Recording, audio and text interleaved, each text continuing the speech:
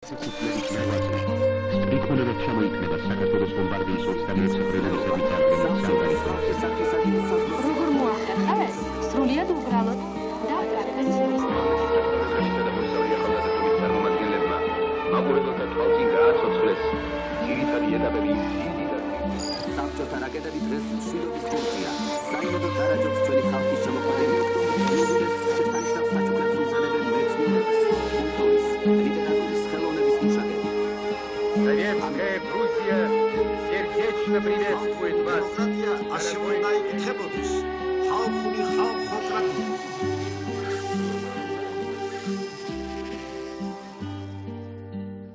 მოგესალმებით მეგობრებო, ეთერშია გადაცემა წითელი ზონა, ეს რადიო თავისუფლების და საზოგადოებრივი მაუწყებლის ერთობრივი პროგრამა გახლავთ. ჩვენ მივიღეთ თავისუფლება, მაგრამ ბარაბას გზა ავირჩიეთ, გვითხრა ზვიად გამსახურდიამ თავის საარჩევნო კლიპში 90-იანი წლების დასაწყისში და სოციალ-დემოკრატები იგულისხმება. პირდაპირ თქვა, რომ ბარაბას გზა ეს სოციალ-დემოკრატიის გზაა. რას ნიშნავდა ეს განცხადება, რომელიც გამსახურდიას საარჩევნო კლიპში შევიდა? რატომ არ საუბრობენ დღეს ქართულ საზოგადოებაში, რატომ არ იხსენებენ ამ განცხადებას და რას ნიშნავს ბარაბას გზა, ანუ სოციალ-დემოკრატიის გზა?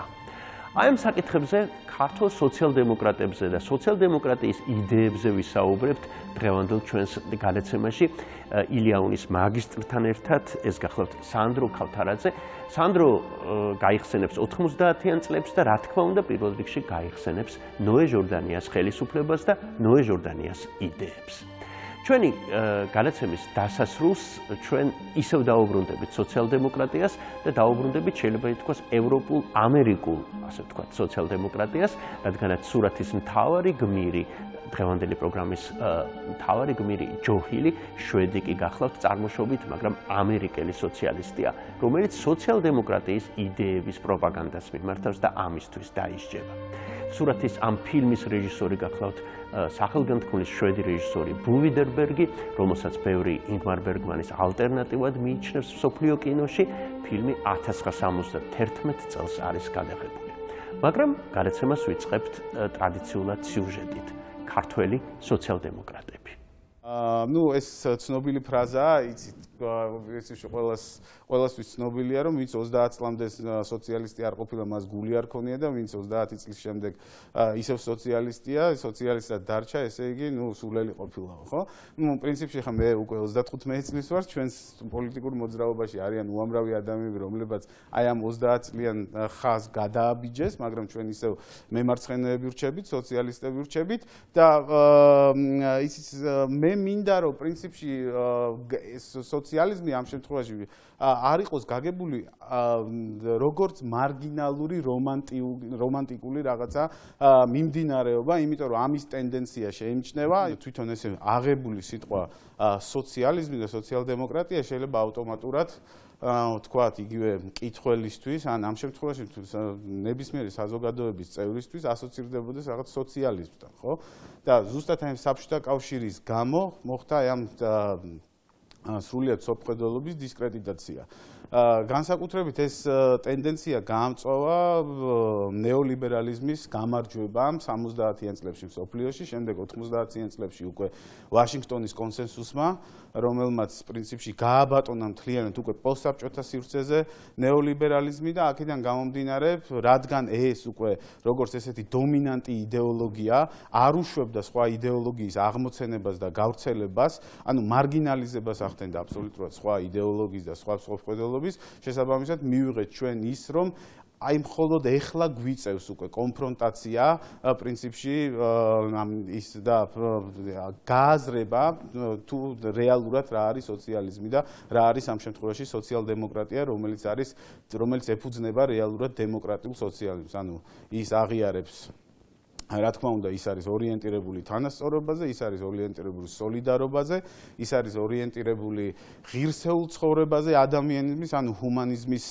ესეთი ძალიან მძლავრი ელემენტია შიგნით, მაგრამ ის აღიარებს, ანუ არა უპირობო თანასწორობას, როგორც თქვა, იქნებოდა ეს როგორც იყო ეს რეალურ სოციალიზმში, საბჭოთა კავშირში, არამედ ის აღიარებს, თქვა, საბაზრო ეკონომიკას, როგორც ეკონომიკის განვითარების, თქვა, საფუძველს, მაგრამ ორიენტირს აკეთებს იმაზე, რომ ყველა ადამიანი არ უნდა იყოს თქვათ იგივე ბაზრის უხილავი ხელის სხერპლი ეკონომიკიზმმა რომელიც 2008 წელს იჩინა თავი პრინციპში უკვე გააჩინა ახალი იმედები სოციალ-დემოკრატიულ მოძრაობებისთვის მთელ მსოფლიოში რადგან ხალხი დარწმუნდა აბსოლუტურად ყველა რომ ამ ნეოლიბერალურმა ეკონომიკურმა ლოგიკამ და ამ დოქტრინამ არ გაამართლა და შესაბამისად უკვე ვხედავ ჩვენ იმ ტენდენციას რომ ამორჩევები უბრუნდებიან სოციალ-დემოკრატიას და სოციალ-დემოკრატიული პარტიები მოდიან ხელისუფლებაში. ლიბერალურმა დემოკრატიამაც კრახი განიცადა, შეიძლება ესე მარტივად ვთქვათ, იმიტომ რომ ფრენსის ფუკუიამას ეს ცნობილი გამონათქვამი ისტორია დასრულდა, რა თქმა უნდა, თვითონაც პრინციპში აღიარა უკვე ეს იყო. მე მგონი წინა წელს გამოქვეყნდა მისი წერილი, რომ პრინციპში ეს იყო აბსურდი, რაც მან დაწერა ამ შემთხვევაში, რადგან პრინციპში მარტო უფლებების მინიჭება ინდივიდებისთვის არ კმარა თუ ამ ინდივიდებს შესაძლებლობა არ მიეცი ელემენტარულად ეს უფლებები გამოიყენონ და აქედან გამომდინარე სოციალ-დემოკრატია, იმიტომ მნიშვნელოვანია სოციალ-დემოკრატია უზრუნველყოფს შესაძლებლობებით ადამიანს, რომ ის უნარები და ის უფლება, რაც მას ბუნებით ეკუთვნის, ეს უფლებები მან გამოიყენოს. რა თქმა უნდა, საქართველოში არის პრობლემები, ზოგადად საზოგადოებაში, ვაღიარებ ამას, რომ შესაბამისად ხშირ შემთხვევაში ირღვევა უმცირესობის უფლებები, განსაკუთრებით მე ვიტყოდი არა ამ ბოლო დროს თქვათ უფრო აქცენტი გაკეთა რელიგიურ უმცირესობებზე, მაგრამ ზოგადად მე ვიტყოდი, რომ ქართველი ადამიანი, ქართული საზოგადოება არის საკმაოდ ტოლერანტული, მაგრამ ესეთი მაინც წმინდა ისეთი დასავლეთ ევროპაში გაბატონებული და დასავლეთ ევროპაში ჩამოყალიბებული, გათვითცნობიერებული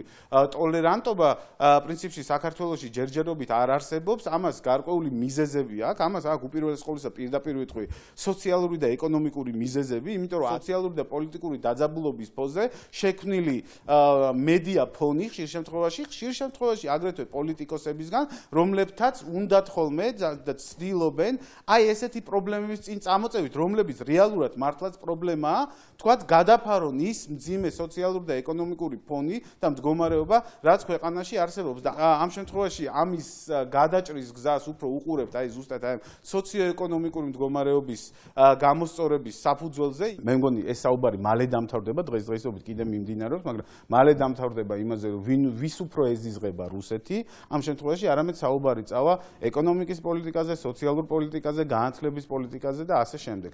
ეხლა აქედან გამომდინარე ზუსტად ეს შექმნის საფუძველს, რეალურ საფუძველს იმისა, რომ ხალხმა ნამდვილად პარტიების და პოლიტიკური ჯგუფების, თქვათ ამ შემთხვევაში პროგრამებზე გაამახვილოს ყურადღება და ინშინაარსებზე გაამახვილოს პოლიტიკის ყურადღება, რასაც ეს ჯგუფები მათ თავაზობენ. აქ ჩვენ უზარმაზარი ასპარეზი გვეხსნება, როგორც გითხარით, იმიტომ რომ ჩვენ ვართ მართლაც ერთ-ერთი ყველაზე ესეთი ძლიერი ინტელექტუალური ძალა, მე ვიტყოდი.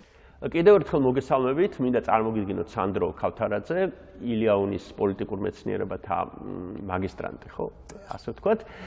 და დღეს მე და სანდრო თქვენთან ერთად ვფიქრობთ და ვიხსენებთ ქართულ სოციალ-დემოკრატებს და მათზე ვფიქრობთ და ალბათ ვფიქრობთ და ეხლა სანამ გადაცემა დაიწყებოდა სანდროს თხოვე კიდე იქნება ასე დავიწყოთ, თხოვე კიდეც იქნება ასე დავიწყოთ გადაცემა.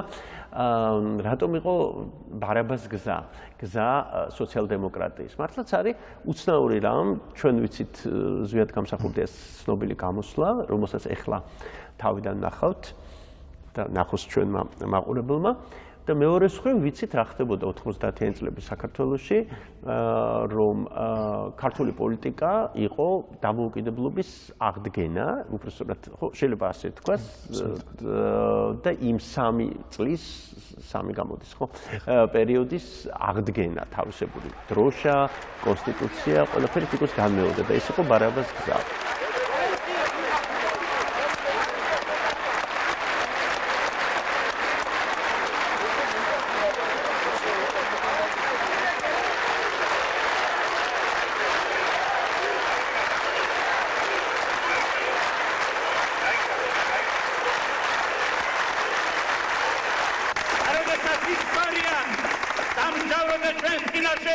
გამოიყვანა დიდი ილია და გამოიყვანა ავასაკი, ჩვენ არიცით ავასაკი, ჩვენ უარყოფით დიდი ილია და ჩვენ ვიარასწორებთ მას. აიქცა დემოკრატიისა, აიქცა ჭეშმარიტებისა და უმანქოებისა, აიქცა აჩაობისა და მსარგებლობისა, აიქცა ტერორიზმისა, აიქცა საქართველოს. ერთი რომ ეს იყო იმის გამო რომ მართლაც რეალურად იყო დაპირისპირება თავის დროზე ილიასა და ჟორდანიას შორის, იგივე გაზეთ კვალსა და გაზეთ ივერიას შორის. ამაზე ვისაუბრებთ და მეორე ის რომ რეალურად ასევე ასოცირდებოდა სოციალიზმი უკვე ეს ტერმინი უკვე ასოცირდებოდა საბჭოთა კავშირთან რეალურად. და ასე რომ და ეს ჟორდანია და მისი მთავრობა ითვლებოდნენ მედროვეებად, ასე ვთქვათ, რომლებიც შემთხვევით გამოაცხადეს მათ. სანდრო, ისე აი ალბათ წესიერი ჟურნალისტები რო ყოფილიყვნენ და მედია რო ყოფილიყო იმ პერიოდში, ალბათ კითხავდნენ გამსახურდიას თუ როგორ მოხდა, აი რა არის ეს წინააღმდეგობა, ხო? ერთის ხო თუ ბარაბას გზა არის, ბარაბას გზის სიმბოლიკას რატო ირჩევ, ხო? და დამოუკიდებლობის აქტიც თუ არა. აქტი, დიახ, აღადგინეს 26 მაისის მაშინდელი 1918 წლის 26 მაისის დამოუკიდებლობის აქტი აღადგინეს რეალურად. აი მეგობრებო, დავაგრძელოთ მოხსენება.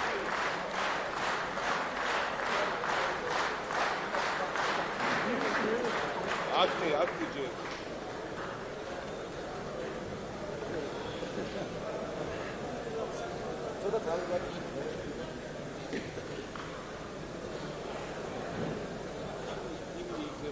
მე მას როცა წავიკითხოთ აქტს. აქტის მე როგორ?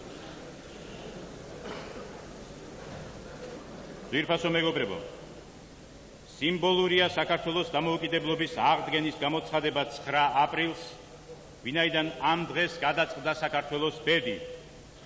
9 აპრილის წამებულთა სულები დაგვრცქერიან ჩვენ და ხარობენ ზეციურ ნათელში, რამე თუ აღსრულდა ნება მათი, აღსრულდა ნება ქართველი ერისა, გაუმარჯოს დამოუკიდებელ საქართველოს. ცოტა უცნაური არის, არა? შეიძლება ასე ითქვას, რომ სოციალ-დემოკრატიის დროშა ფრიალებს ქვეყანაში. კი, რა თქმა უნდა, ნამდვილად ესეა, მაგრამ აქ უნდა გავითვალისწინოთ ის, რომ მათ ჭირდებოდათ ლეგიტიმაცია საკუთარი უკვე ახალი ხელისუფლების, ეროვნული მოძრაობის და ასე ვთქვათ, ლიდერად ეროვნულ განმათავისუფლებელი მოძრაობის ისინი ხშირად აცხადებდნენ ამას, ითვლებოდა ილია ჭავჭავაძე, რა თქმა უნდა მათთვის, მაგრამ იმის გამო რომ თავრობა რეალურად მაშინდელი დამოუკიდებელი საქართველოს იყო ჟორდანია და მისი თანამოაზრეები იყვნენ, ამის გამო რა თქმა უნდა მათ სიმბოლიკაზე, მათ დამოუკიდებლობის აქტზე მოხდა, ასე ვთქვათ, ამაზე დაფუძნებით მოხდა დამოუკიდებლობის. თუმცა არის ალბათ უცნაური, რომ თუ საბჭოთა კავშირს ვებრძოდით და საბჭოთა კავშირის ნგრევა იყო, სოციალ-დემოკრატების დისკრედიტაცია პირველ რიგში ბოლშევიკებმა დაიწყეს და შემდეგ გაგრძელდა ეს ხო საბჭოთა ეპოქაში. აბსოლუტურად, აი იგივე ილიას მკვლელობასთან ეს ასოციაცია, რომ აი სოციალ-დემოკრატებმა ან დაუკვეთეს ილიას მკვლელობა, ან იდეოლოგიურად შეამზადეს, აი ესეც ხშირად ისმოდა. ესეც რეალურად თუ დაუფიქრდებით, ეს საბჭოთა პროპაგანდის ნაწილი არის, რა თქმა უნდა, იმიტომ რომ ბოლშევიკებმა რეალურად ხელები დაიბანეს ესე. ეხლა უფრო რაც უფრო მეტ მასალას სწავლობენ და მეტი ინფორმაცია მოდის ამ დროზე, უკვე როცა დავწმუნდით რომ ბოლშევიკები იყვნენ ოსტატები манипуляციისა და პროპაგანდის, უფრო ცხადი ხდება, რომ რეალურად სავარაუდოდ მართლაც ბოლშევიკების დაკვეთით მოხდა ეს ილიას მკვლელობა, თუმცა ფაქტია, რა თქმა უნდა, ფაქტია, რომ ჟორდანია და მისი თანამოაზრეების დაპირისპირებული იყვნენ ილია ჭავჭავაძესთან. ძირითადად აქ ერთი მომენტი არის მთავარი, მნიშვნელოვანი, რომ ჟორდანია და მისი თანამოაზრეები, ანუ სოციალ-დემოკრატები, ქართველი სოციალ-დემოკრატები ყურადღებას ამახვილებდნენ უფრო და წინაპლანზე წამოწეული ქონდათ სოციალური საკითხები. როდესაც ილიასა და მისი თანამოაზრეების შემთხვევაში ეს იყო ეროვნული საკითხი. თუმცა საინტერესოა აქ, როცა ეროვნულ საკითხზე ვსაუბრობთ, რომ ილია ჭავჭავაძე ჟორდანიაც, ილია ჭავჭავაძე თავისი სიცოცხლის ბოლომდე ფაქტობრივად იყო რუსეთის დუმის წევრი, ისევე როგორც ჟორდანია 1907 წლამდე. მათ ჩვენ ხშირად არის დიდი ცდუნება, რომ აი ჩვენი ისტორიული გადმოსახედიდან შევხედოთ აი იმ დროის ან სხვა დროის ნებისმიერი დროის ისტორიულ ფაქტებსა და მოვლენებს და ჩვენი დროიდან რა თქმა უნდა წარმოუდგენელია, რომ როგორ არ ფიქრობდნენ ისეთი ტიპის დამოუკიდებლობაზე, როგორიც დღეს გვაქვს ჩვენ საქართველოში, მაგრამ ისინი ფიქრობდნენ ავტონომიაზე რეალურად თავიდან. მათთვის უმეტესი საზოგადოების იმ ნაწილისთვის წარმოუდგენელი იყო გარკვეულწილად აი დამოუკიდებლობა ისეთი ტიპის, როგორიც დღეს ჩვენ გვაქვს. თვითონ ჟორდანია თავის მოგონებებში იხსენებს, რომ და საკმაოდ სწორად ჩემი აზრით და მართებულად, რომ საზოგადოებას საერთოდ მეხსიერებაში აღარ ქონდა ერთიანი დამოუკიდებელი საქართველოს იდეა. და ამიტომ უბრალოდ ისტორიულმა შემდგომ რეალობამ გეოპოლიტიკური მოცულობამ მოიწონა.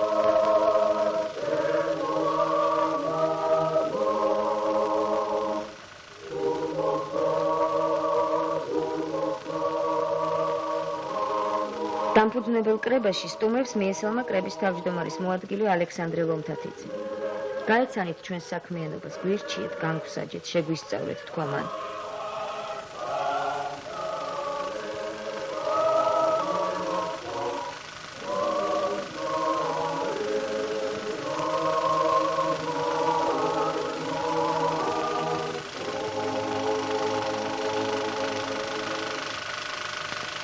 მაკდონალდი. ჩვენ ვიცნობთ ძველი საქართველოს სიმამაცეს. ვიცით რა ბრძოლა გადახდა ქართულ ხალხს ამ 2 წლის განმავლობაში. ჩვენ მოვედით არაზე იმისათვის, არამედ ყოველდღიური ცხოვრებისა და მუშაობის გასაცნობად. ერთადერთი ქვეყანა, რომელიც ვნახეთ თავისუფალი და დემოკრატიული, არის საქართველო.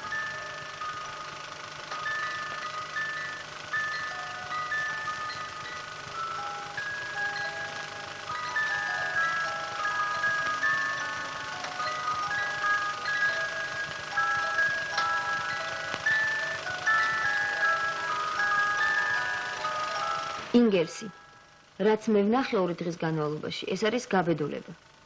არსად არის ასეთი გაბედულიერი. საქართველო არის წერტილი, რომლისკენაც მიმართულია მთელი ევროპის მუშათა კლასის ყურადღება. სნოუდენი. თქვენ ახლოს ხართ ტერორის ქვეყანასთან და გადაგიწყვეტიათ სიკვდილამდე ებრძოლოთ მას.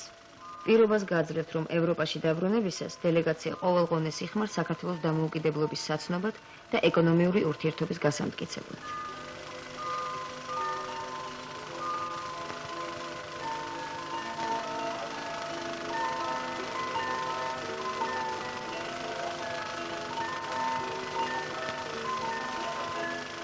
მოდი ისე 90-იან წლების დასაწყისად დავუმეტეს, ზვიად გამსახურდიამის მნიშვნელოვანი იყო, რომ ილიას გზა ყოფილიყო მთავარი და ძირითადი და ამას გაყოლოდა პლუს კიდე იყო ესეთი საბჭოთა კომპლექსი, ანუ სიტყვა სოციალიზმის გაგება უკვე რაღაც ასოციაციებს ქმნიდა, ეს აბსოლუტურად გასაგებია. და არავის მოუვიდა თავში, რომ ყოფილიყო სოციალ-დემოკრატიული პარტია. რატო ამბობ? პერესტროიკის ეპოქა დაემთხვა ამას. და პერესტროიკის ეპოქა აშკარა იყო, რომ ქვეყანა საბჭოთა კავშირი მიდიოდა სოციალ-დემოკრატიის გზით. შემთხვევითი არ არის, რომ შემდეგ გორბაჩოვი თვითონ ჩაუდგა სათავეში სოციალ-დემოკრატიულ პარტიას საბჭოთა კავშირის დანგრევის შემდეგ და საუბარი იყო იმაზე, რომ გორბაჩოვი ფიქრობდა, რომ საბჭოთა კავშირი არ დაინგრეოდა, ეს ქვეყანა იქნებოდა და უბრალოდ არ იქნებოდა სოციალ-დემოკრატიული საბჭოთა კავშირი, შეიძლება ასე ითქვას. I'm sure it's not news to you, but many of your supporters, those who call you the father of Russian democracy, feel that you should have perhaps split the Communist Party back in the late 80s into its democratic and anti-democratic wings. That if you had done that, it might have paved the way for a more democratic process, or at least a party, like a social democrats, that could have taken democracy a little bit further than it is today. I mean, looking back in retrospect, you didn't want to split the party. Do you think you should have done that? Они считают так. Well, they're saying that, but in fact, I had said that before them. I have said on many occasions, on dozens of occasions, that yes, I believe this was a mistake. This was a mistake, that we acted too late to reform the Communist Party. Only in July 1991 did we decide that we will take the social democratic path, and we proposed a social democratic draft program of the party and scheduled a congress of the party that would have taken that decision, and that would have happened in November 1991. So they are late to this game, and you can say hello to them from me. საქართველოში თუ დაინტერესებულ ხარ, ვინმეს თუ გაუჩნდა იდეა, რომ ასეთი პარტია შეექმნა? კი, 99 წელს შეიქმნა სოციალ-დემოკრატიული პარტია ბატონი მუჩაიძის თავმჯდომარეობით. Ну, ავტომატურად უკვე სახელიდან გამომდინარე მოხდა დისკრედიტაცია ამ პარტიის, იქ ირაკლი წერეთელი გამოდიოდა, ჭანტურია გია, რომლებიც ამბობდნენ პირდაპირ, რომ ეს ბოლშევიკების ერთ-ერთი განშტოება იყო, სოციალ-დემოკრატია და საერთოდ ადგილი არ ქონდა ქართულ პოლიტიკაში ამ პარტიას. მოვისმინოთ სოციალ-დემოკრატთა პარტიის ლიდერის გურამ მუჩაიძის აზრი. არ შეიძლება ხელფასზე ყოფნ ადამიანმა მიიღოს განაცხადება ურის, ურზე, ტრანსპორტზე, ფასების მომატების შესახებ იმ დროს, როდესაც ჩვენს მშრომელებს არ გააჩნიათ არავითარი საშუალება მარტო პულით გამოკლებისა. სულ ცოტა ხნის წინ ოპოზიციაში მყოფი პარტიები სწორედ რეფორმების გაუტარებლობის გამო უკმაყოფილებას გამოთქვამდნენ. საზოგადოება, რომელიც ეფუძნება კერძო საკუთრების ბატონობას, არ ძალუც უზრუნველყოს თავისუფლება, ჰუმანიზმი და სამართლიანობა, მაგრამ ვერც კომუნისტური რეჟიმის პირობებში დამკვიდრებულმა სახელმწიფო საკუთრებამ ვერ მოახერხა პროგრესული კაცობრიობის ოცნების ხორცს შესხმა. ყველასგან საკუთრების გაუცხოებამ შეაფერხა ისტორიული პროგრესი, ამბობენ სოციალ-დემოკრატები. მიტინგზე მათ განაცხადეს, რომ თუ მთავრობა არ შეცვლის თავის პოლიტიკას ხალხის მიმართ, წინააღმდეგ შემთხვევაში ჩვენ მივმართავთ ყველა მშვიდობიან ღონისძიებას იმისათვის, რომ მთავრობამ გაატაროს ის ღონისძიებები, რაც ხალხის ინტერესებში შედის. საქართველოს სოციალ-დემოკრატიული პარტიის ინიციატივით მოწყობილი სახალხო მიტინგის მონაწილენი გმობენ საბაზრო მეურნეობაზე გადასვლის ანტიჰუმანურ კურსს.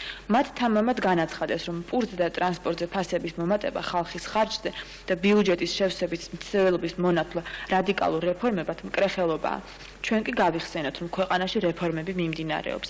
მიტინგის მონაწილეები კატეგორიულად ითხოვენ მთავრობისაგან უახლოეს დღეებში გააუქმოს გადაწყვეტილება პურზე და ტრანსპორტზე ფასების მომატების თაობაზე, ან მოიყვანოს ხელფასები, პენსიები, სტიპენდიები და შემწეობები შესაბამისობაში საარსებო მინიმუმთან. ჩვენმა ექსპერტებმა დაიანგარიშეს, რომ 4-კაციან ოჯახს ჩვენში თვითონ პური რომ შეიძინოს და მეტროთი რომ იგზავნოს, ჭირდება როგორც მინიმუმი 19 მილიონი კუპონი. ჩვენ კი ისევ ვიმეორებთ, მომხიბლავი იდეები ბევრი გსმენია, გამოცდილება საკმაო გვაქვს და ასე ადვილად საყოველთაო კეთილდღეობის მითს აღარ წამოვეგებით. თავს ვიკავებთ ყველანაირი კომენტარისგან, კომენტარი ხალხისთვის მიგვინდია. თუმცა აქვე ისიც უნდა აღვნიშნოთ, რომ თვითონ ახლა ეს პარტია, ამ პარტიას ნაკლები საერთო ჰქონდა იმ სოციალ-დემოკრატიულ პარტიასთან, რომელიც 18-21 წლებში იყო ხელისუფლებაში საქართველოში. ეს იყო ასევე უნდა აღინიშნოს, რა თქმა უნდა, რომ როგორც ჩანს აბსოლუტურად პრორუსული პარტია, მუჩაიდის პარტია და 95 წელს დაასრულა კიდევაც ამ პარტიამ რეალურად არსებობა შეწყვიტა. ხო, და სოციალ-დემოკრატიის იდეაც დასამართა. აბსოლუტურად. საქართველოს შეიძლება ითქვას. რა არის ეს იდეა? და იყო თუ არა ქართული სოციალ-დემოკრატია განსაკუთრებული, განსხვავებული თქვა ევროპული. დიახ. ნუ სოციალ-დემოკრატია ზოგადად ესე იგი ნიშნავს, რომ აი ბოლშევიზმისგან განსხვავებით და კომუნიზმისგან განსხვავებით და მარქსთან რაც არის შეუთავსებლობა არის ის, რომ რეალურად სოციალ-დემოკრატია უშვებს იმ მომენტს, რომ და პირიქით თანახმად რომ კაპიტალიზმი უნდა განვითარდეს და ხელი უნდა შეუწყოს სოციალ-დემოკრატიამ კაპიტალიზმის ბოლომდე განვითარებას ჩვეულებრივად და მერე ავტომატურად მოხდება უკვე კაპიტალიზმის ჩანაცვლება სოციალიზმით. როდესაც უკვე ბოლომდე განვითარდება კაპიტალიზმი, ისინი თვლიდნენ, რომ გარდაუვალი იქნებოდა, რომ სოციალიზმი ჩაანაცვლებდა კაპიტალიზმის სოციალური წყობა. ასე რომ ისინი მოღალატებაც კი ითვლებიან კომუნისტების მიერ, კომუნისტები მათ არ თვლიან საერთოდ სოციალისტებად, სოციალ-დემოკრატებს, რაც შეეხება ქართულ სოციალ-დემოკრატიას, რომელიც ერთ-ერთი თვალსაჩინო წარმომადგენელი და ლიდერი და სულის ჩამდგელი ჟორდანია გახლდათ, აქტიურად მიიღებდა ყველაფერში მონაწილეობას 19 საუკუნის ბოლოდან მე-20 საუკუნის დასაწყისამდე. იგი თვითონაც წერს, რომ აი ქართული სოციალ-დემოკრატია ფაქტობრივად უკვე განსაკუთრებით ბოლო წლებში აბსოლუტურად გამოეყო რუსულ პოლიტიკას, რუსულ ბოლშევიკსაც და მენშევიკებსაც, მანამდე ჰქონდა პლეხანოვთან ურთიერთობა და შემდეგ გაწყვეტა ეს ურთიერთობა.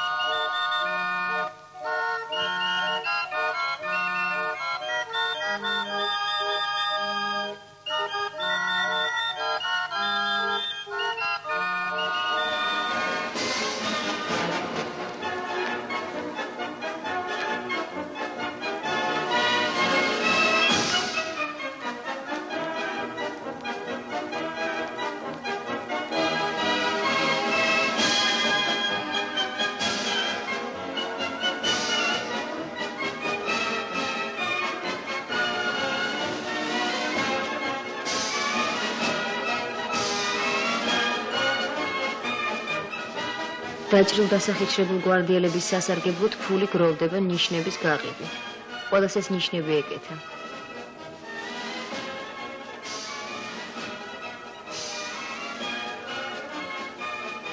სახალხო გვარდიაში, რომელსაც ყოფილი ბოლშევიკი ვალიკო ჯუღელი ხელმძღვანელობდა, მხოლოდ სოციალ-დემოკრატიული პარტიის წევრები შედიოდნენ. გვარდია აღჭურვილი იყო ყოველგვარი პრივილეგიით და საკუთარ შტაბს ემორჩილებოდა. რა ნიადაგზე მართლა? დროსი ხო ძალიან კი, რეალურად ჟორდანია მაგალითად თვითონ იხსენებს, რომ აი მენშევიკებსა და ბოლშევიკებს შორის დაპირისპირება იყო აბსოლუტურად რაღაც უაზრო დეტალებზეო, აი ორგანიზაციულ საკითხებზეო. და ასე რომ ეხლა ჩვენ ჩავთვალეთო, რომ აი ამ დაპირისპირებაში ჩვენ არ მივიღებდითო მონაწილეობას, იმიტომ რომ აბსოლუტურ სისულელით ეჩვენებოდა. ისი ფიქრობდა, რომ არავით არის არსებითი განსხვავება, მაშინ უკვე მენშევიკებს და ბოლშევიკებს შორის არ იყო. და ასე რომ ჩვენ ჩამოვშორდით ამ გზასო და უკვე ვიღებთ ასე ვთქვათ ქართული ტიპის, ასე ვთქვათ სოციალ-დემოკრატიას, რომელიც ითვალისწინებს ქართულ რეალობას, იმდროინდელ პოლიტიკურ რეალობას, თუმცა ასევე არის პროევროპული. რეალურად და სერიოზული კავშირები აქვს ევროპასთან და ევროპის სოციალ-დემოკრატიულ პარტიებთან. გავიგე.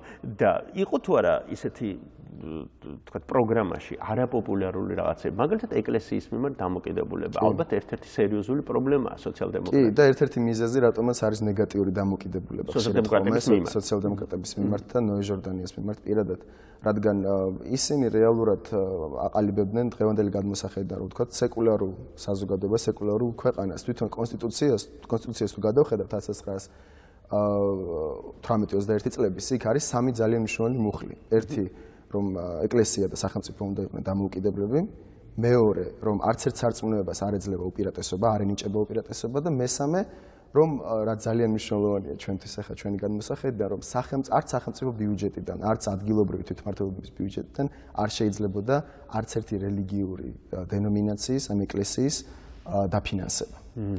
აი ეს სამი ძალიან მნიშვნელოვანი მუხლი იყო და 1918 წლის 26 მაისს ეროვნულმა საბჭომ 117 წლის წინ დაკარგული სუვერენიტეტი აღედგინა და საქართველოს დემოკრატიული რესპუბლიკა შექმნა.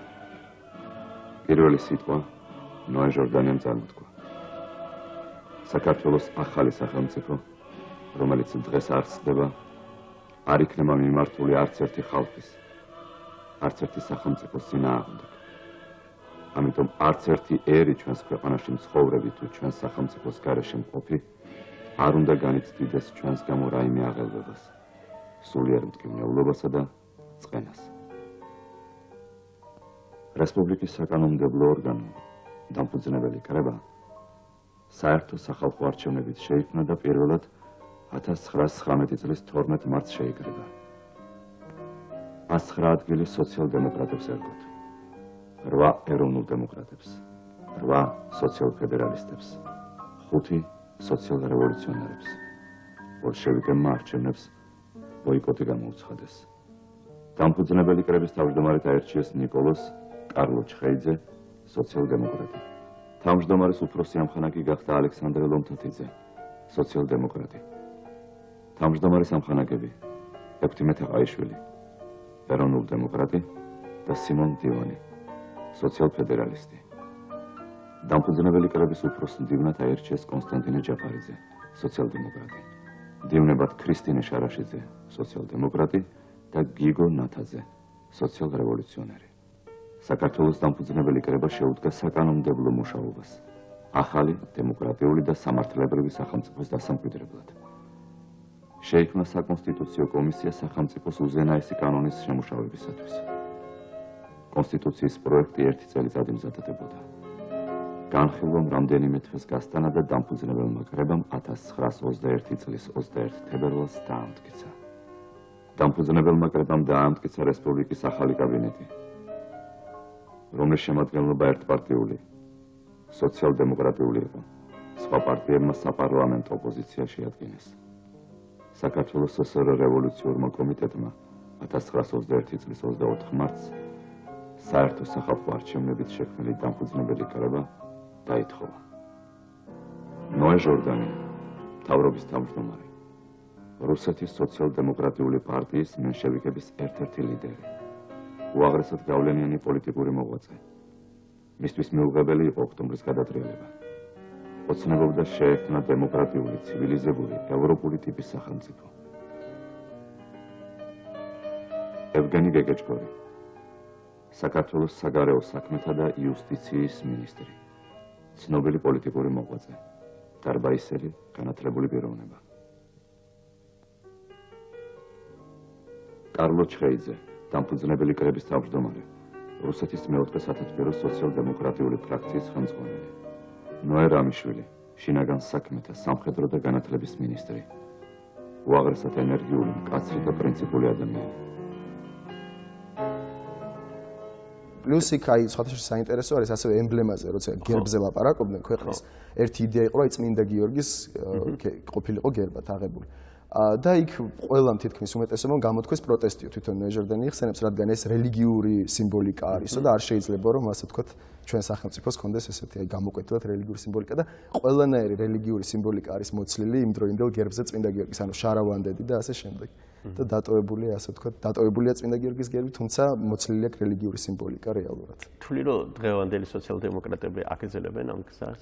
დღევანდელი სოციალ-დემოკრატები მე ვფიქრობ ნაკლებად აგრძელებენ ამ პოლიტიკას. თუმცა სოციალური სამართლიანობის იდეა მათ შემოიტანეს ასე ვთქვათ აქტიურად ჩვენს პოლიტიკას. ახალ და რაც შეეხება მაგალითად აი ახალგაზრდებს დიდი პოტენციალი არის აქვთ მე მგონი რომ განავითარონ ასე ვთქვათ ეს იდეები. ჟორდანიას არ იყო ძალიან რთულია მოიპოვო რაღაც ადგილი პოლიტიკურ სივრცეში თუ ასეთი დამოკიდებულება გექნება თუნდაც ეკლესიის და შესაბამისად გაითვალისწინა დღევანდელი სოციალ-დემოკრატია. სოციალურ ქსელებში ძალიან ბევრი მithomotkhom გამოიწვია სოციალ-დემოკრატების კონფერენციაზე გაჟღერებულ ბატონ დავით ადეიშვილის ტექსტმა და აგრეთვე სოციალ-დემოკრატების საიტზე გამოქვეყნებული პროგრამაში ქრისტიან სოციალიზმზე პროგრამმა დარამატმა. თქვენი პოზიცია რა არის ამის შესახებ? პირველ რიგში მე მგონია რომ ეს არის პარტიის ასე ვთქვათ პროგრამული დოკუმენტი, ეს არის ჯგუფის მიერ შემუშავებული მოსაზრებების ასე ვთქვათ კრებული, რომელიც მათ სწორედ სადისკუსიოდ გამოიტანეს. და ჩვენი დამოკიდებულება ზოგადად ქრისტიანული სოციალიზმის მიმართ და რელიგიური გრძნობების მიმართ.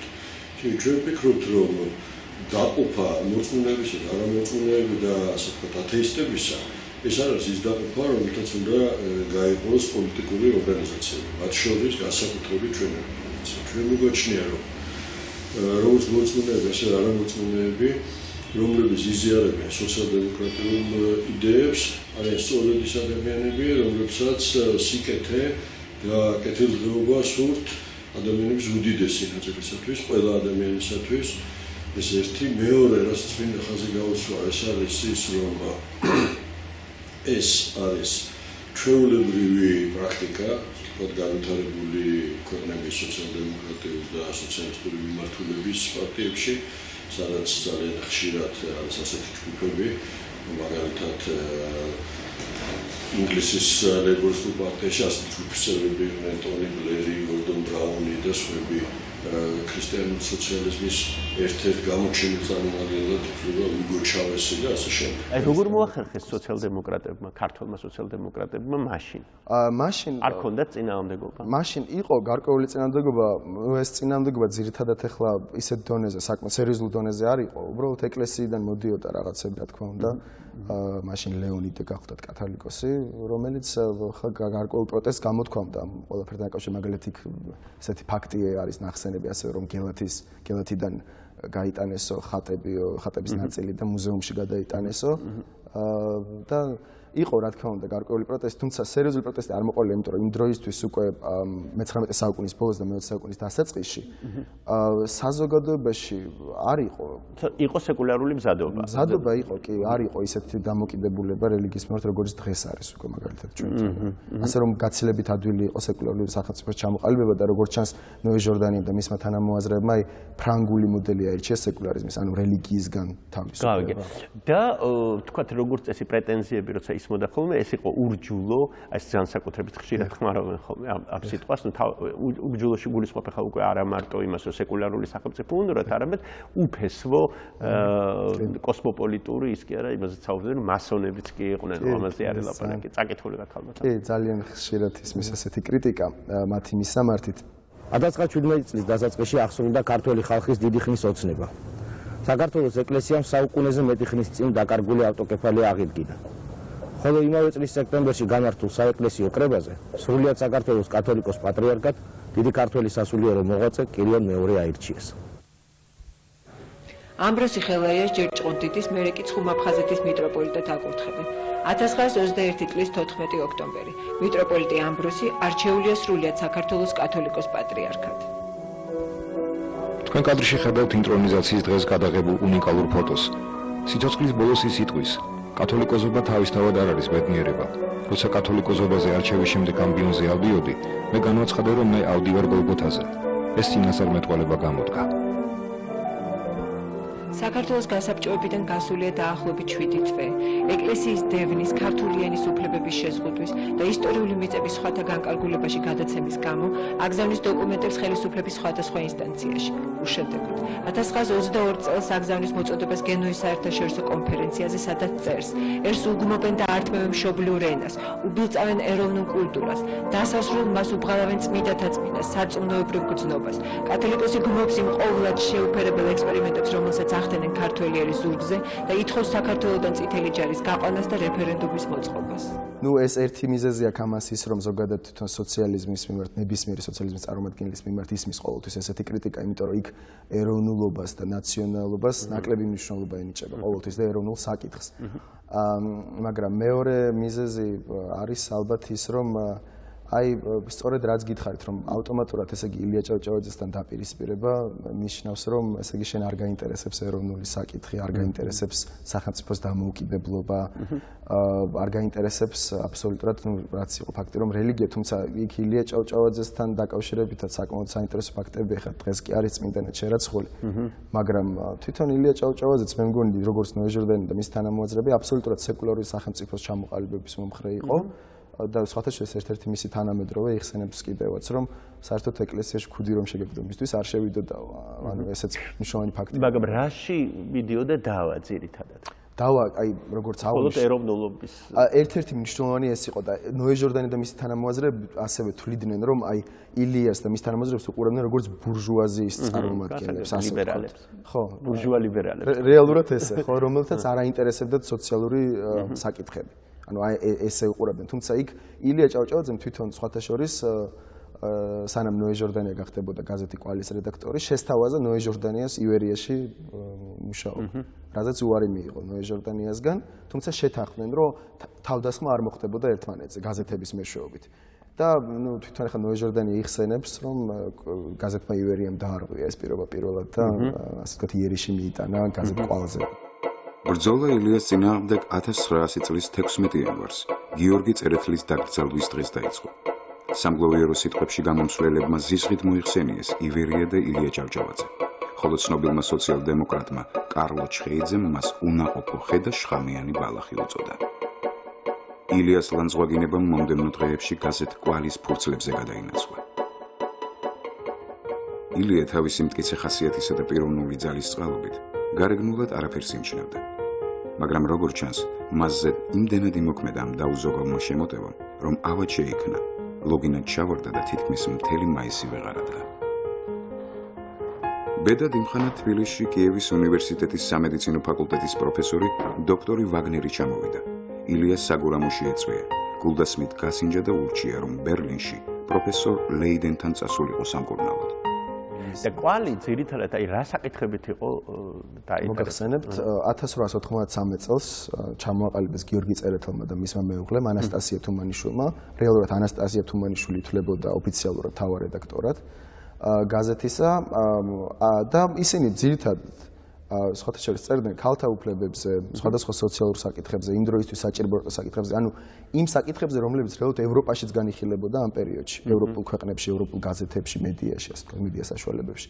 და მე 1997 წელს უკვე გიორგი წერეთელმა მოიწვია ჟორდანია გაზეთში და შესთავაზა მას მთავარი რედაქტორის პოზიცია, რომელიც დაიკავა ჟორდანიამ. 1905 წელს კი უკვე რუსეთის მთავრობამ დახურა ეს გაზეთი. აი რუსეთის მთავრობა ისევე ებრძოდა ჟორდანიას გუნდს და თანამოაზრეებს, როგორც ვთქვათ ილიას და მის. აბსოლუტურად. აი მაგალითად ჟორდანია დაიჭირეს 1893 წელს იყო თვალსწრები, რადგან იგი იყო მონაწილე, ესეთი სახელი ჰქონდა ორგანიზაციასავით იყო საქართველოს თავისუფლების ლიგა. და დაიჭირეს ის ამის გამო. ანუ რეალურად იგივე მიზეზების გამო ხშირად ებრძოდა რუსეთის მთავრობა ნოე ჟორდანიასაც და მის თანამოაზრეებსაც და 1907 წელს რაც ძალიან საინტერესოა სხვათა შორის აი სტალინს და მის თანამოაზრეებს უკვე რომლებიც ასევე აქტიურობდნენ საქართველოში მაშინ ფაქტობრივად აღარ დაედგომებოდა საქართველოში იმდენად არაპოპულარულები იყვნენ იგივე მუშათა კლასში ან საზოგადოებაში ზოგადად რადგან ნოე ჟორდანიამ ფაქტობრივად ყველა პოლიტიკური ბრძოლა მოუგო მას და შემდეგ სტალინმა შური იძლია სოციალ-დემოკრატებს ხო პირველი შურისძიება გამოიხატა იმით რომ ილიას მკვლელობა დაბრალდათ შეიძლება ასე ითქვას მენშევიკებს ნიკაპით და ცხვირით და ის საოცარი ასეთ შესაძლებლობისგან 77 წელსგანცი გიგალა ბერბიჭაშვილი მოსამართლე იყო ოდიშვილი ჩიქვანაია იყო პროკურორი და იცავდა მას ჯაფარიძე რომელიც იყო ამ დროს ფილიპე მახარაძის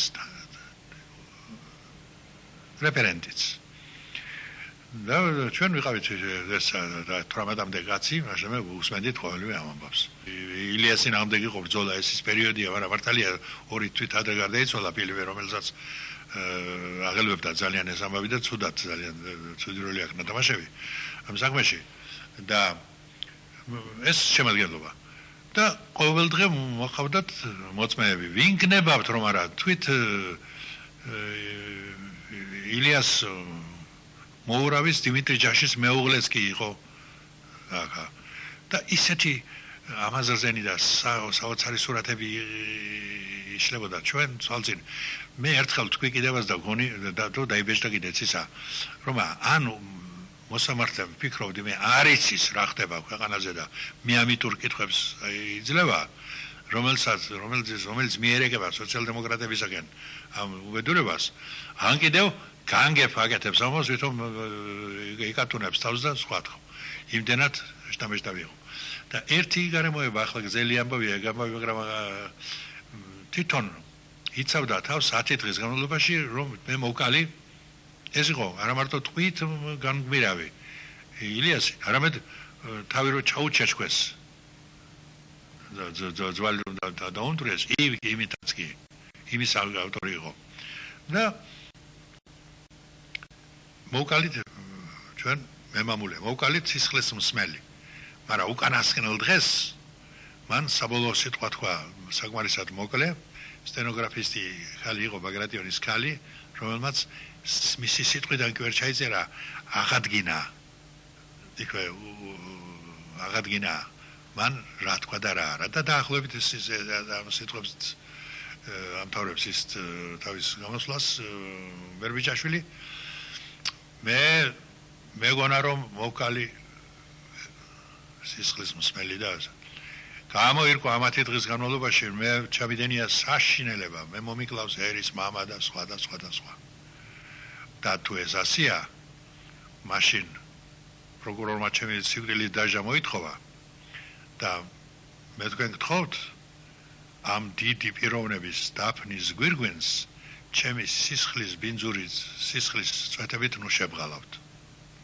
ეს ისე უკეთესად თქვა რა ვიდრე მე მოგახსენებთ ისე შტამბეშტავად რომ შეგზარა პირდაპირ ამბავმა მას მიუსაჯეს დახრა და ციხეში სამშობლოში გარდაიცვალა რამდენადაც მე ვიცი იდეოლოგიური თვალსაზრისითაც ალბათ მიუღებელია აბსოლუტურად მიუღებელი დაპირისპირე როგორც მოგახსენეთ მანამდეც სტალინსა და მის თანამოაზრეებს შორის და ნოე ჟორდანიასა და მის თანამოაზრეებს შორის მანამდეც 1917-18 წლამდეც იყო დაპირისპირება სერიოზული ფაქტობრივად ვერ იტარდნენ ერთმანეთს ბოლშევიკები და ქართული სოციალ-დემოკრატები იდეოლოგიურადაც რა თქმა უნდა და ასევე რეალურად იქ როცა ხელისუფლებაში მოვიდა ნოე ჟორდანია 18-21 წლებში აი სწორედ ბოლშევიკებს ჰქონდათ სერიოზული მცდელობები მისი ხელისუფლების საბოტაჟისა 18-19 წლებში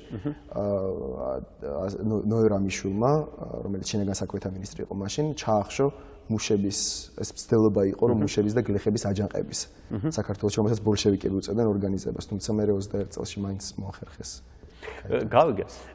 ეხლა აქეთკენ რო გადმოვიდეთ ისევ თქვა 90-იან წლებში რამდენად იყო ნოე ჟორდანიას ოჯახის მხრიდან ან მისი თანამოაზრეების მხრიდან სურვილი რომ ახალ დამოუკიდებელ საქართველოსთან კონტაქტი ქონოდა ან გამსახურდიას ხელისუფლებაზე თუ ამბობდნენ რამეს არის საინტერესო. ეხლა მე ნაკლები ინფორმაცია აქვს ამაზე, თუმცა დარწმუნებული ვარ და რაც გვაქვს ცნობები რეალურად რომ წარმოუდგენელიც იქნებოდა მაშინ ამის წინააღმდეგ ბრძოლა, დისკრედიტაციის წინააღმდეგ ბრძოლა, იმიტომ რომ იმხელა ტალღა წამოვიდა დისკრედიტაციის სოციალ-დემოკრატების და ნოე ჟორდანიას მისამართით, რომ აი ფაქტობრივად როგორც თქვენ აღნიშნეთ, აი ურჯულოებად იქნება გამოცხადებული ქვეყნის მტრებად, იმის მიხედვით რომ ამ ქვეყნის დამოუკიდებელი საქართველოს თავმჯდომარე გახდათ ნოე ჟორდანია, მთავრობის თავმჯდომარე და მაგალითად ნოე ხომერი კი მისი ერთ-ერთი მთავრობის წევრი დახვრიტეს კომუნისტებმა, რომ ის აპირებდა მიიღო მონაწილეობა 1924 წლის აჯანყებაში. იგივე ნოე რამიშვილი 1930 წელს პარიზში სავარაუდოდ პირადად სტალინის დაკვეთით იქნა მოკლული. და ასე რომ აი ეს ყველაფერი ეს ფაქტები იქნა მივიწყებას მიცემული 80-იანი წლების ბოლოს 90-იანების დასაწყისში და ავტომატურად აი იქ წინ წამოიწია ილია ჭავჭავაძის ფიგურამ როგორც ასეთმა და მის გარშემო მოხდა იყო ყოველთვის ცელობა გაერთიანების ამ ეროვნულ განმათავისუფლებელი მოძრაობის. როგორ ხსნი ამას? ანუ საიდან მოდის ინიციატივა ამ მითის შექმნის? ვინ არის მე ვფიქრობ, ნუ ეხლა რა თქმა უნდა ეს ეროვნულ განმათავისუფლებელი მოძრაობის ლიდერების განაცმოდის, იგი ზვიად გამსახურდიამ მერაბკოსტავა გახსოვთ ილია ჭავჭავაძის საზოგადოებაც იყო ესეთი საზოგადოება.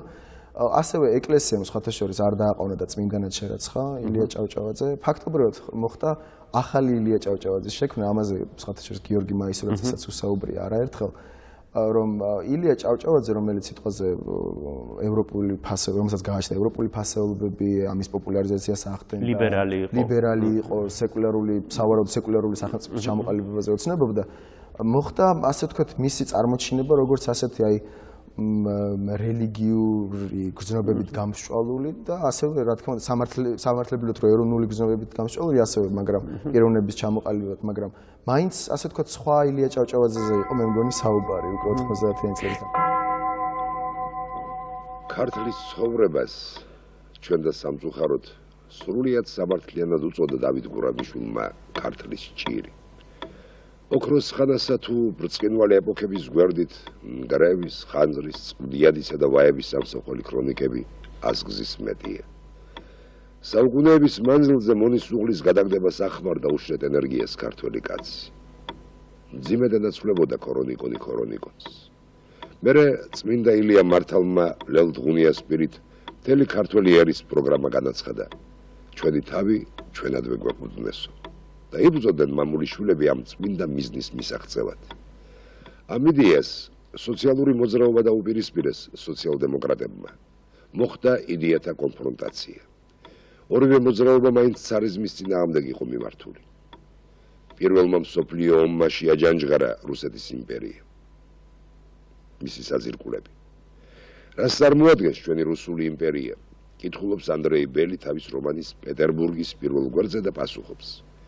ჩვენი რუსული იმპერია არის გეოგრაფიული ერთიანობა, რაც იმას ნიშნავს, რომ იგი ნაწილია პლანეტისა და რუსეთის იმპერია თავის თავში მოიცავს უპირველესად დიდ, მცირე, თეთრ და წითელ რუსეთს, შემდეგ საქართველოს, პოლონეთის, ყაზანისა და ასტრახანის სამეფოებს. შემდგომ იგი მოიცავს სხვებს და სხვებს.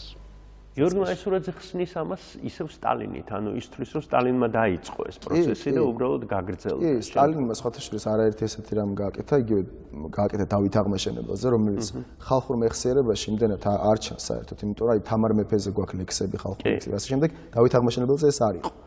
მაგრამ მისი პოპულარიზაციაც მოახდინა, რაც არ უნდა პარადოქსული იყოს სტალინმა. დავით აღმაშენებელი მეფეობდა საქართველოში მე-11 საუკუნეში. ამ დროს საქართველოს თავზე დაესხნენ თურქები. საქართველოს დაყოფილი იყო სამთავროებად. დავით აღმაშენებელი პირველ რიგში გაერთიანა გაყოფილი საქართველო. შემდეგ კი შეძლო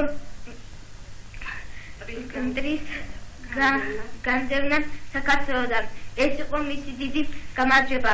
დავით აღმაშენებელმა ააშენა ბევრი ქალაქები, ააშენეს ეკლესია, მონასტრები. ამიტომ დავით მეფეს უწოდეს დავით აღმაშენებელი. ოჩახდოდო, კარგია. დღეს მე გაგაცნობთ ჩვენი სამშობლოს, საქართველოს გეოგრაფიულ ადგილმდებარეობას. საქართველოს ჩრდილოეთით ესაზღვრება კავკასიის მთები, დასავლეთით შავი ზღვა, სამხრეთით სომხეთი, ხოლო აღმოსავლეთით საზღვრავს დაღესტნის მთები. დაღესტნისა, სადაც ამჟამად ჩვენ ვიმყოფებით ბავშვები. იგივე შეიძლება ითქვას ილია ჭავჭავაძეზეც, რა ძალიან უცნაურია, ძალიან უცნაურია. და თვლი რომ თქვათ შემდგომშიც უკვე თქვათ სააკაშვილის დროსაც გაგრძელდა ეს ტენდენცია. დავით აღმაშენებელზე გამახსენდა უბრალოდ სააკაშვილისთვისაც იყო გარკვეული კერპი. კი, აბსოლუტურად. ილია ჭავჭავაძეს გაგრძელდა იგივე მომენტი, თქვენ შეიძლება არაერთხელ გინახავთ მის რეზიდენციაში უკან ილია ჭავჭავაძის პორტრეტი, დიდი პორტრეტი, ხა სააკაშვილისა იქ გვერდზე პატარა რეიგანის სკულპტურაც აქვს, მაგრამ ბიუსტი ასე ვთქვათ, მაგრამ იქ ილია ჭავჭავაძის ასე რომ ეს გაგრძელდა იგივე მომენტები აბსოლუტურად. პრეზიდენტმა და პრემიერმა კოაბიტაციის რეჟიმში ერთმანეთს ხელი კიდევ ერთხელ შერატონში ჩამოართვეს. ხელისუფლების სამივე შტოს წარმომადგენელმა საქართველოს კათოლიკოს პატრიარქს უწმინდესსა და უნეტარეს ილია მეორეს აღსაყდრებიდან 35 წლის და დაბადებიდან 80 წლის იუბილეს საზეიმო მიღებაზე მიულოცეს.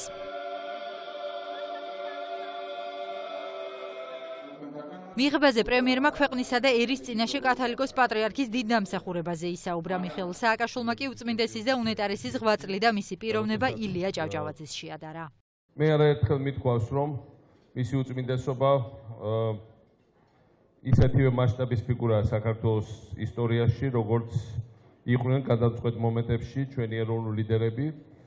მე-19 საუკუნეში, როდესაც ითვლებოდა, რომ ქართული ეროვნული შეგნება უკვე ჩამქრალი იყო, როცა საქართველოს ეროვნული ერთიანობა და იდენტურობა გაქრობის პირას იყო, გამოჩნდა ილია ჭავჭავაძე, უბრალოდ ილია, როგორც მას მოხსენიებდა და მოიხსენიებს ქართველი ერი და მან შეკრა თავის გარშემო იდეა ქართული სახელმწიფოებრივი საქართველოს ერთიანობის. ამგვარად იყო ილია, 20 საუკუნეში გამოჩნდა მეორე ილია მეორე. მე კარგად ვიცი, რა შემოთვლები ჰქონდა მისი უწმინდესობისგან, ვიცი ეს კარგად 2008 წლის შემდეგ ოკუპანტი ქვეყნის მხრიდან, რომ რაღაცა ესეთი როლი ეთამაშა ეკლესიას, რომელიც გარკვეულ დისტანცირებას მოახდენდა მას საქართველოს დამოუკიდებლობის და ოკუპაციას და არ შერიგების იდეასთან, ამას პატრიარქმა გაცა ძალიან ღირსეული პასუხი და დარწმუნებული ვარ, ღირსეულ პასუხს გასცემს და ჩაერთვება ყველანაირ მცდელობას შეუწყოს ხელს საქართველოს უკან რუსეთის ორბიტაზე დაბრუნებით. არაფერი არა შემთხვევითი. რა თქმა უნდა, ეს დიდი სიყვარული, რომელსაც ქართველ ხალხს პატრიარქი უყვარს, რომელიც მე ვაღრესად მიყვარს, რა თქმა უნდა, ეს მისი დიდი დამსახურება და მან ეს სიყვარულით მოიპოვა. სიყვარულით დიდხანს ცხოვრება და გეგრძელება უსურვოთ ჩვენს პატრიარქს.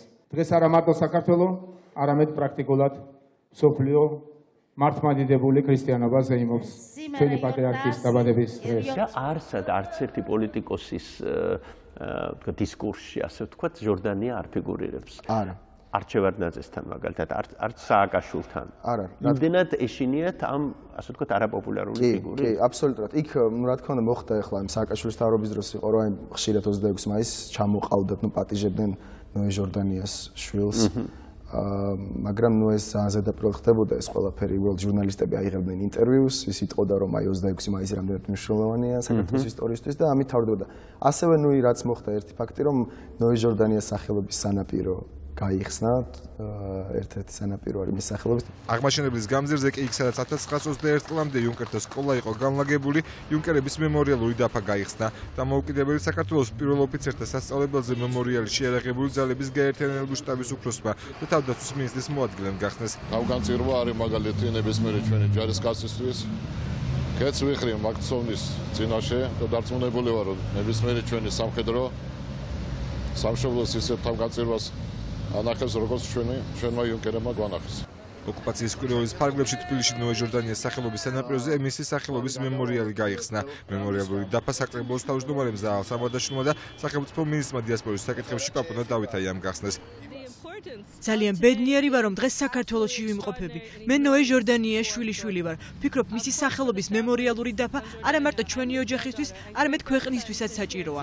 ნოე ჟორდანიამ ქვეყნის დამოუკიდებლობისთვის ბრძოლა სიცოცხლე შესწირა. ყველამ უნდა იცოდეს, რომ ის საქართველოს ოკუპაციის წინააღმდეგ იბრძოდა. კარგად უნდა ვიცოდეთ წარსული, რათა სწორად შევაფასოთ ჩვენი აწმო. კარგად უნდა ვიცოდეთ წარსული, რათა სწორად შევაფასოთ ჩვენი აწმყო. ეს არ გახლავთ მხოლოდ გახსენება წარსულის. ჩვენ ვიხსენებთ წარსულს, ვაფასებთ წარსულს, პატივს მივაგებთ. რუსეთის მიერ საქართველოს ოკუპაციის თემაზე ლექცია და დისკუსია გაიმართა 47-ე საჯარო სკოლაში. ლექციის მიზანი მოსწავლეთა სამოქალაქო თვითშეგნების ამაღლება და რუსეთის მიერ საქართველოს ოკუპაციის შესახებ სრული ინფორმაციის მიწოდება იყო. პარადოქსული არის კვლავ ისევ, რომ მეორე სანაპირო მოპირდაპირ მხარეს ზვიად გამსახურდიას სახელობის არის. და მე ვიცი რომ პარიზში ინსტიტუტი არის მთელი რომელიც სწავლობს ჟორდანიას მოღვაწეობას, მის ნაწერებს და ასე შემდეგ, მაგრამ საქართველოში ასე ვთქვათ გრძელდება ეს გულგრილობა, ასე ვთქვათ, ხო, სოციალ-დემოკრატიული იდეებისადმი. თქვათ ოქტომბრის ამბებიც რომ გავიხსენოთ, აი სტუდენტური მოძრაობა რომ გავიხსენოთ, შენც იყავი ჩართული ვიცი ამ მოძრაობაში და ასე შემდეგ.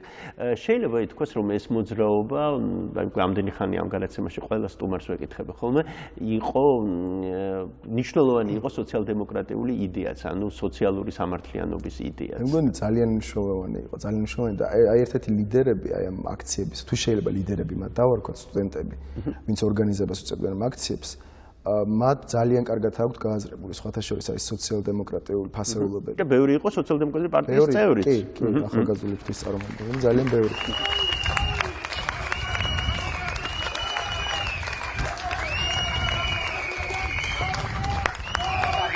ჩრამობთ და მე ვიღაც ადამიანები ამას მიიწერენ პირადი კეთილდღეობისთვის. და უნდა დავამთავროთ, რომ არავის არ ეკოლოს, რომ ვუშარი მონა. სოლიდარობა მშრომელებს!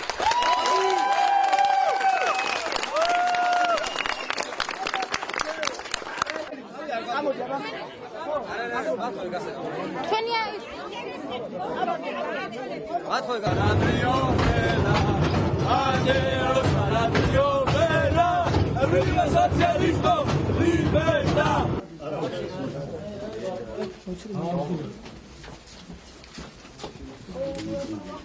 საქმიანობას, სულთანთელობას, რეალურად ანუ ეს საინტერესო ტენდენცია არის, მაგრამ ნუ აი რამდენად მოხდება ამ პირველ რიგში მე მგონი მნიშვნელოვანია რომ მოხდეს გააზრება იმ სოციალ-დემოკრატიისა, რომელიც ჩვენ მქონდა აი მე-19 საუკუნის ბოლოს. თვლი რომ ეს იყო იდეალური? იდეალური რომ ეს იყო აი ის, რასაც ქვია დღევანდელი სოციალ-დემოკრატია, ხო, შვედური მოდელი, ნორვეგიული და ასე შემდეგ, ამასთან ყველაზე ახლოს? ხო, იდეალური ნაკლებად ალბათ, მაგრამ ახლოს გარკვეულწილად იყო მათი ფასეულობებიდან გამომდინარე, მაგრამ ასე უნდა აღვნიშნოთ, რომ მაგალითად ხანდახან უწევდათ ქართული რეალობიდან გამომდინარე საკმაოდ არასოციალისტური ნაბიჯების გადადგმა, მაგალითად აგრარული რეფორმა გაატარეს და მუშებს, გლეხებს უფრო სწორედ ბოდიშით, გლეხებს გადასცეს პირად საკუთრებაში მიწები. და თვითონ ჟორდანია წერს, რომ ეს აბსოლუტურად ანუ სოციალ-დემოკრატიის იდეის საწინააღმდეგო პირადი საკუთრების წინ წამოწევა. გლეხებს გადასცეს პირად საკუთრება, მაგრამ სხვა რაღაცეებში ძალიან ბევრი განათლებაზე, კულტურაზე იქ ყურადღების გავრცელება, სახელმწიფომ რომ უნდა დააფინანსოს ეს ყველაფერი და ყურადღება მიაქციოს იქ სოციალურ საკითხებზე რა თქმა უნდა და სხვათა შორის ბევრი მუხლი ქონდათ იქ აი შრომით აი კოდექსი შეიძლება დავარქვათ ამას შრომით კოდექსი რაც დღეს ასე აქტუალურია დღესდღეობით საქართველოში სადაც იქ დამქირავებულის და დაქირავებულის უფლებებზეც საუბრობენ აქტიურად ამ მუხლებში განიხილება და იქ დამქირავებულის მიერ მაგალითად დარღვევა უფლებების და დაქირავებულის სისხლის სამართლის დანაშაულიც კი იყო ერთ-ერთი მუხლში ესე ნახსენები ასე რომ დიახ შეიძლება ითქვას რომ საკმაოდ ახლოს იყო იმ ევროპულ სოციალ-დემოკრატიასთან და რა თქმა უნდა განვითარების პერსპექტივა ქონდა ამას და დღესდღეობით საუბრობთ უფრო ახლოს იქნებოდა იმ ევროპულ სოციალ და ისე ვთქვათ სააკაშვილის აი ვარდების რევოლუციის შემდეგ ასე ვთქვათ მთლიანად გაემიჯნენ ხო სოციალ-დემოკრატიულ იდეებს ხელისუფლება და წავიდა ასე ვთქვათ ლიბერალური გზით აი ბოლოსკენ მაინც ხო იყო უფრო იგრძნობოდა რომ აი სოციალური იდეები თუ ეს იყო მხოლოდ იმის რა ქვია საზოგადოების მიზიდვის თუ არ ვიცი მოტყუების მე ვფიქრობ კი ანუ რეალურად ძირითადად პოპულიზმი იყო ეს ხა დემაგოგია პოპულიზმი არსებობდა ორი გზა ჩვენ უახლეს ისტორიაში ილია ჭავჭავაძის გზა რომელიც ყველას თხოვდათ რომ ემუშავათ ეუბნებოდა ხელი გავანძრიოთ ჩვენი თავით ჩვენად გვეყუდრის ჩვენ უნდა გავაკეთოთ ყველაფერი და მეორე გზა ბოლშევიკების რომელთაც მოკლეს ილია ჭავჭავაძე ბოლშევიკები უნებოდნენ არანაირ ვიულოთ ილია ჭავჭავაძეს და მისთანებს დავიჭერთ მოკლავთ მიწასთან გავასწორებთ ყველაფერს ჩამოვართმეთ და თქვენ შეგიძლიათ პირი გააყოთ და მუხტად გაცხოვრებთ ოღონდ იცით რა ქნეს, ჯერ ილია ჭავჭავაძე მოკლეს და შემდეგ მოკლეს მთელი ქართული ინტელიგენცია და ასობით ათასი ჩვენი თანამემამულე. და არასოდეს არავის არაფერი მუქთად არ მიცეს საბოლოო ჯამში. აი ეს არის ორი გზა. ილიას გლეხებიც უჯანყდებოდნენ ხანდახან. და ილიას ბევრი თანამედროვე ილია რომელიც აყვედრიდა მაშინ თავადაზნაურობას სიზარმაცეს, პრაქტიკულად მთელი თავადაზნაურობა აუჯანყდა. მაგრამ მე დღეს კიდევ ერთხელ გეუბნები, ილიას დროს იყო ეს გზა არაპოპულარული, მაგრამ ჩვენ გვაქვს საქართველოს სახელმწიფო. ჩვენ არ გვიდა დავადგეთ ისო მუხთახურა ბოლშევიკების გზას. ჩვენ გვიდა ილია ჭავჭავაძის გზა იყოს ჩვენი ნაციონალ მოძრაობის გზა, როგორც ეს იყო მთელი ამ წლების განმავლობაში. სოციალ-დემოკრატია მომლებოდა კრედიტების არაფერი არ უნდა გადაახტევიო, ყველაფერი უფასოდ, რა მუშაობა გლეხებს დაწვა. ილიას უნდა წაართვა, ილია არის ექსპლუატატორი და სისხლისმელი და უნდა დაურიგო გლეხებს. ყველაფერი ექნება უფასოდ. მათ მოკლეს ილია ჭავჭავაძე. მიცეს რამე გლეხებს უფასო არაფერი. გაანადგურეს საქართველოს ინტელიგენციას, დახვრიტეს უამრავი ხალხი, გაასწორეს მიწასთან ქართული იდენტურობა და საქართველოს იყო სიღატაკეში და უბედურებაში 10 წლების განმავლობაში. არ ხდება არაფერი უფასოდ. ამ უფასობას მე მოყვება ძალადობა და რეპრესიები, დაპირებას. იმიტომ რომ როცა ვიღაცა მოდის უფასობის ლოზუნგით, უფასობის მომცემი არავინ არ არის მე 21 საუკუნეში. როცა უფასობას ვერ აძლევ, როგორც საბჭოთა კავშირმა ვერ მიწა ვერაფერს უფასობა, მე სამაგიეროდ ამის შენარჩუნება შეეცადა სხვა მეთოდები. რა გამოდის მაპატერო, ესე იგი პოპულიზმის ორი გზა არსებობს საქართველოს უახლეს ისტორიას თუ გავიხსენებთ. ეს არის ან ნაციონალური და ნაციონალისტური ლოზუნგები, ან ვითომ სოციალური ლოზუნგები. ორივე პრინციპში ამართლებს ხოლმე. ორივე ამართლებს, ხშირად ამართლებს კი. და არ არის საშიშროება, რომ თქვა სოციალ-დემოკრატიაც გადაიქცეს პოპულიზმად. რა თქმა უნდა არის, ყოველთვის არის ამის საშიშროება. თუმცა სოციალ-დემოკრატია მაშინ არ გადაიქცევა, ანუ უბრალოდ რაღაცა ზედაპირულ მოვლენად და პოპულიზმად, როცა მოხდება მთლიანად, მე ვფიქრობ, აი გააზრება თუ რა არის სინამდვილეში სოციალ-დემოკრატია, რა არის სოციალ-დემოკრატიული ფასეულობები, რა არის იგივე ეს ევროპული სოციალ-დემოკრატიული ფასეულობები, რომ სიტყვაზე აი ამ ფასეულობებზე არის დაფუძნებული ძალიან ბევრი ქვეყნის რეალურად აი შიდა პოლიტიკა, ხო, რომელსაც ისინი ატარებენ. არა მარტო სკანდინავიური ქვეყნების, იგივე ისეთი კონსერვატიული ქვეყნების, როგორც არის დიდი ბრიტანეთი. იქაც იგივე, საფრანგეთზე ხო საუბარი არ არის საერთოდ, ხო? იქ გაიმარჯვა ფაქტობრივად. და ჩვენ შეგვიძლია ვთქვათ, რომ აი საამაყო გვაქვს, რომ ჩვენს ქვეყანაში იყო წლები, როცა სოციალ-დემოკრატია მართავდა, ასე ვთქვათ, ქვეყანას. ყველაზე წარმატებული, ერთ-ერთი ყველაზე წარმატებული მე-20 საუკუნეში, ხო? ანუ კულტურა როგორ განვითარდა მაშინ, სოციალური საკითხები როგორ გადაწყდა და ასე შემდეგ. კინოარქივში შემონახულია ფრაგმენტი გამოჩენილი რეჟისორის ალექსანდრე წუწუნავას დადგმიდან აბესალომ და ეთერი. განშორების სცენა. მონაწილეობენ თამარ ლაპიაშვილი, ნიკოლოს ბელაქნელი და ბათუ კრავეიშვილი.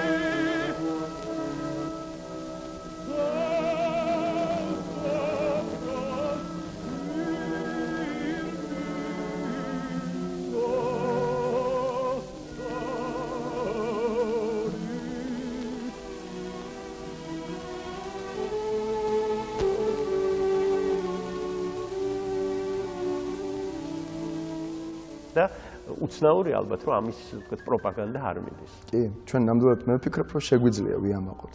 აი ამ მოვლენით, ამ პერიოდით ჩვენს ისტორიაში ძალიან მნიშვნელოვანი პერიოდი იყო, ძალიან საინტერესო და ესეთი კარგი თაობა იყო მაშინ ქვეყანაში, ნუ გრიგოლ რობაქიძე იგივე ივანე ჯავახიშვილმა 1918 წელს როგორც დაარსა უნივერსიტეტის სახელმწიფო. მაგრამ ძალიან საინტერესო მოვლენები ხდებოდა მაშინ და საინტერესოდ ვითარდებოდა სიტუაცია, ჩემზე საინტერესოდ ვითარდებოდა ქვეყანა თვითონ.